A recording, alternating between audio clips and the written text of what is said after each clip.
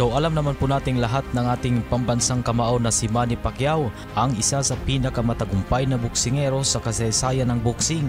At ang pag-amin ni Pacquiao na may pandaraya siyang ginawa sa nakaraan na kung saan ay isa ito sa dahilan na nakamit niyang lahat ng pangarap na maging isang ganap na boxing legend. Pero bago pa ang lahat mga kaboxball, huwag kalimutan mag-subscribe at i-click ang notification bell para sa paparating na mga boxing update.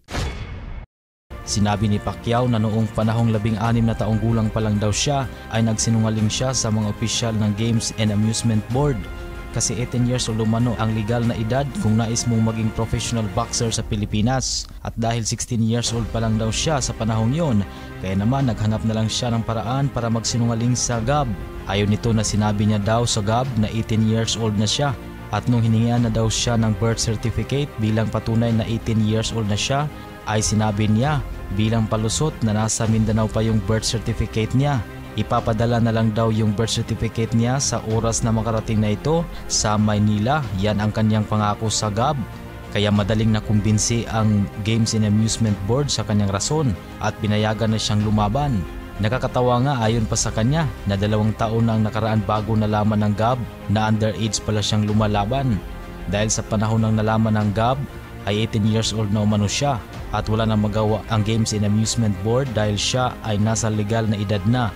Bagamat dinaya ni Pacquiao ang kanyang edad noon ay hindi niya naman ito daya para magkaroon siya ng talagang matatawag na pabor sa kanyang mga laban. Sa kabilang dako mga kaboxball, sa latest nga po na pahayag ni 8th Division World Champion Manny Pacquiao, sinabi nito na magbabalik pa daw siya sa pro boxing at magsisilbing tune-up fight lang umano ang laban niya kay Muay Thai fighter Buakaw Banchamek. Isa nga din po ang rason sa lahat na pera ang malaking dahilan ng kanyang pagbabalik.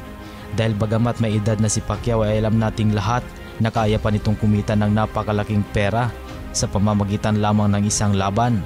At syempre alam naman ng lahat ang halaga ng isang Manny Pacquiao na kapag lumaban na ito sa ibabaw ng lona. Nabatid na pinakamalaking kinita ni pambansang kamao Manny Pacquiao kay Mayweather sa laban. Ayon sa report ay nag-uwi si Pacman ng $160 million o katumbas ng halos 9 billion Philippine peso. At para sa mga hindi nakakaalam, taong 2020 nagdemand si Pacquiao ng $40 million para sa laban kay Terence Crawford. Katumbas po yan sa mahigit 2.2 billion pesos. Kung sana ay alam naman po natin na hindi natuloy ang kanilang sagupaan dahil nga nagkaroon umano ng problema sa negosasyon. At hanggang sa ngayon mga kaboxball ay mainit pa rin ang match-up ng dalawang hari ng lona.